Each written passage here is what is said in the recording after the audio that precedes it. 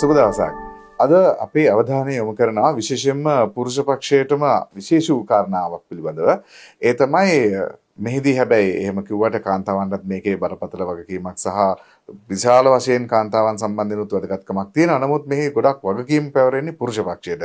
ඒ තමයි ලිංගික කර්තව්‍යයේ කාලය රඳවා ගැනීම පිළිබඳව. ඒකට ලිංගික ක්‍රියාවලියක යෙදීමේදී වැඩි වේලාවක් කොහොමද අපි ඉන්නේ? ඒකට මොකක්ද ඇතිවන බාධාව? මේ සම්බන්ධයෙන් ඇතිවන ප්‍රධානතම ගැටලුව තමයි පුරුෂ පක්ෂයට ඇතිවන ඉක්මනින් ශුක්‍රමෝචනය වන තත්ත්වය. ඔවුන්ට මුල් කාලයේදී මුල් වෙලාවේදී හෝ ඉතා ඉක්මනින් ශුක්‍රමෝචනයක් සිද්ධ වෙන්නට පුළුවන්. බොහෝ වෙලාවට මේ තත්ත්වයට මුහුණ දීමත් එක්ක මානසිකව බිඳවැටීම්, පෞල් ජීවිතයේ බිඳවැටීම් බොහෝ රාශියක් සිද්ධ වෙන්නට පුළුවන්කම තියෙනවා. අවධානයෙන් වෛද්‍ය විද්‍යාත්මක සහ විද්‍යාත්මක සත්‍ය මුහුණුවරකින් අපි මේ ගැන කතා කරමු. කණ්ඩායම් 4ක් ගැන අපිට කතා කරන්න පුළුවන් මේ තත්ත්වයට මුහුණ දෙන තත්ත්වය පිළිබඳව. ඔබ ගැන හෝ ඔබේ යහළුවා මිත්‍රයා මේකට කියලා තියෙනවා නම් ඒ ගැන අපි අවධානය යොමු කරමු. බොහෝ වෙලාවට සිදුවන දේ කුමක්ද?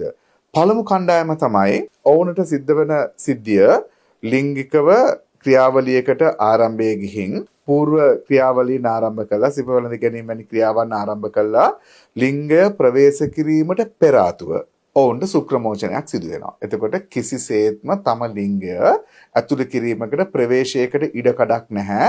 මක් නිසාද?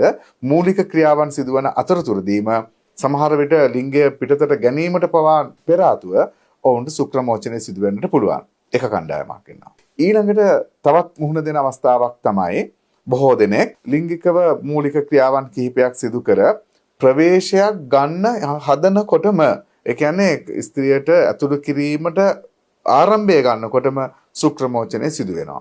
මේ අවස්ථාව තමයි අපි බොහෝ වෙලාවට කියන්නේ ශනික මෝචන තත්ත්වයන් කියලා කියනවා. නමුත් මෙහි තවත් අදියර දෙකක් අපිට තව දකින්නට තියෙනවා. අත්දැකීම් ආශ්‍රයෙන් අපිට එන සේවාලාභීන් සහ විවිධ තොරතුරු අහන ප්‍රශ්නත් එක්ක අපි දකිනවා සමාජයේ බොහෝ දෙනෙක් මේ තත්ත්වයට මුහුණ දීලා ඉන්නවා, පීඩා විඳින්මින් ඉන්නවා. මේ ගැන කතා කරන්නේ හොඳ ප්‍රතිකාර තිබියදී ඒ ලබා ගැනීමෙන් තොරව ලැජ්ජාව නිසා අපි පීඩා විඳිනෙන් තමන්ගේ බිරිඳත් එයින් දැඩි අසීරුවකටපත් වෙනවා. හරි. තුන්වන කණ්ඩායම තමයි ඔවුන්ට ප්‍රවේශයක් ගන්න පුළුවන්. නමුත් ප්‍රවේශය රැගෙන විනාඩියක්වත් යන්නට පෙර ආතු ඉතාම කෙටි කාලයක් තුරදී ඔවුන්ට ශුක්‍රමෝචනය වීම සිද්ධ වෙනවා. එවිටත් එය නිසි ලෙස සතුරු වීම සහ තම බිරිඳගේ සතුට ගැන සොයා බැලීමට කාලය ලැබෙන්නේ නැතුව යනවා. නමුත් මේ අතරේ තවත් 4 වන කණ්ඩායමක් අපිට දකින්න ලැබෙනවා. ඒ අයට එතරම් ඉක්මනින් ශුක්‍රමෝචනය සිදු නොවුනත් විනාඩි 4ක 5ක වගේ කෙටි කාල ඡේදයක් තමයි ඔවුන්ට යෙදෙන්නට පුළුවන් වෙන්නේ.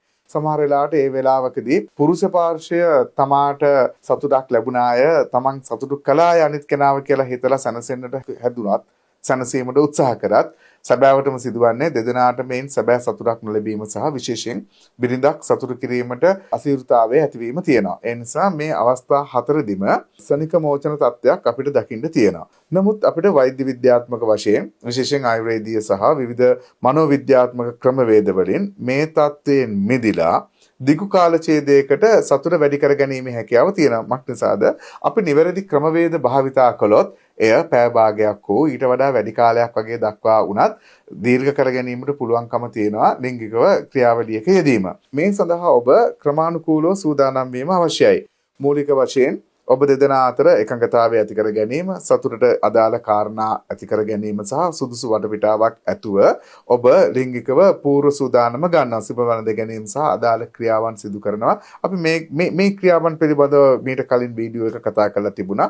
අද එහි එක්තරා විශේෂ කාරණා කීපයක් කතා කරනවා. මේකදී අපි කළ යුතු දේ තමයි ලිංගය ප්‍රවේශ කිරීම විටින් විට සිදු කිරීම කරන්නට පුළුවන්. එය සම්පූර්ණයෙන්ම සතුටට වෙලා ඉවර වෙනතුරු තබා ගන්නේ නැතුව නැවත ලිංගය ඉවත් කරගෙන යම් නැවත ක්‍රියාවලියක ඉඳලා සිප වළඳ ගැනීම වල ඉඳලා නැවත කීප වතාවක් ඇතුල් කරමින් ඔබ දෙදෙනාට සතුට ළඟා කරගන්න පුළුවන්. හැබැයි දැන් මේකට බාධාවක් ඇති කරනවා මම අර කලින් කියාපු අවස්ථා 2 හෝ 3 ඉන්න අයට. මක් නිසාද ඒ අයට එසේ ඇතුල් කිරීමට පෙර ආතුවම හෝ ඇතුල් කළ වහාම ශුක්‍රමෝචනය ඇති කරන සාමාන්‍ය අපේ ස්වභාවිකව ඇති වෙනවා වගේම ඉබේම මේ තත්ත්වය සිදුවීම නිසා එතකොට එය හුදෙක් මේ ශනික මෝචන තත්ත්වය අපේ සතුට බාධා කරලා දානවා. ඊළඟට ඔබට කරන්න පුළුවන් ක්‍රියාවලියක් තමයි ශුක්‍රමෝචනය පාලනය කිරීම සඳහා ඔබ මානසික වශයෙන් සූදානම් වෙලා එය නිකුත් වීමට ආසන්නයේදී නැවත ලිංගය පිටතටගෙන යම් කාලයක් අරගෙන නැවත ප්‍රවේශයකට යන එක. හැබැයි මේ සියලු කාරණාවලදී ඔබට දැනෙනවා නම් එය කළ නොහැකි කියලා එවිට ඔබ සුදුසු මනෝ උපදේශනයකට සහ සුදුසු ප්‍රතිකාරයකට යාම අත්‍යවශ්‍ය වෙනවා. මක් නිසාද? සාමාන්‍ය තත්ත්වයන් යටතේ යම් වැඩි කාලඡේදයක් තුළ අපිට සතුට ලබා ගැනීමටත් බිරිඳක් සතුට කිරීමේ හැකියාවක් තියෙන්නට ඕනේ. බොහෝ වෙලාවට අපි අමතක කරන කාරණයක් තමයි පුරුෂයෙකුට ඉතා ඉක්මනින් ශුක්‍ර මෝචනය වුණත් එම මෝචනය වන අවස්ථාවේ සතුට දැනුණත් බිරිඳකට එතරම් ඉක්මනට එතරම් වේගයෙන් ඇය සතුටකට ළඟා වෙන්නේ නැහැ. බිරිඳක් ක්‍රමානුකූලව තමයි උද්දීපනය වෙලා ඇයට සතුටක් ලැබෙන්නේ. සමහර අවස්ථාවල් වලදී බිරිඳක් උපරිම සතුටට පත්වීම සඳහා ලිංගික ක්‍රියාවලියේදී විනාඩි 15ක 20ක හෝ ඊටත් වඩා වැඩි කාලයක් ගත කරන්නට ඉඩ තියෙනවා. එවිට ඔබ එම සාධාරණ කාලය ඇයට ලබා දෙමින් ලිංගික ක්‍රියාවක නිරත වීමට ඔබගේ හැකියාවන් දක්ෂතාවයන් ඔබ නිර්මාණය කර ගැනීම සහ ඊට සුදුසු වටපිටාව ඔබ කායිකවත් මානසිකවත් සාදා ගැනීමට අත්‍යවශ්‍ය බව ඔබේ අවධානයට ගන්නට ඕනේ. අමතක කරන්න එපා අද වන විට ඊටාම සාර්ථක මනෝවිද්‍යාත්මක ක්‍රමවේද, අභ්‍යාස ක්‍රම, ව්‍යායාම සහ සුදුසු ශරීරයට ඉතා හානිදායක නොවන ආයුර්වේදීය විශේෂ ඖෂධ වර්ග තියෙනවා. මේ දේවල් භාවිතා කරමින් ඔබ ඔබගේ යම් මානසික තත්ත්වයක් යහපත් කරගනිමින් බිරිඳ ඔබගේ සහකාරිය සමග නිසි ගනුදෙනුවකට නිසි උපදේශනයකට ඇවිත් මේ ක්‍රියාවේ නිරත වුණොත් විනාඩි 5-6 ඉක්මවා ගිය 10-15 ඉක්මවා ගිය වැඩි කාලයක සතුටක් විඳිමින් ඔබ දෙදෙනාටම ඔබේ ජීවිතයේ සුන්දරත්වය මිහිර විඳින ඉතා ඉහළ තත්ත්වයකට පත්විය හැකි බව නිසැකව මතක තියාගන්න අවශ්‍ය වෙන්නේ. ලැජ්ජාවෙන් සංගවා ගැනීමෙන් දෙදෙනා කතා කිරීමෙන් වෙන්වීමෙන් තොරව මේ ගැන විවෘතව ඔබ දෙදෙනා සාකච්ඡා කර ඔබ සුදුසු වෛද්‍යවරයෙකු වෙත මනෝ උපදේශනයක් ලබා ගැනීමට එළඹීමයි එයින් ඔබට ඔබේ ජීවිතය වඩා සුන්දර සාර්ථක තත්වයකට පත් කර ගැනීමේ හැකියාව නිසැකයෙන්ම තියෙනවා.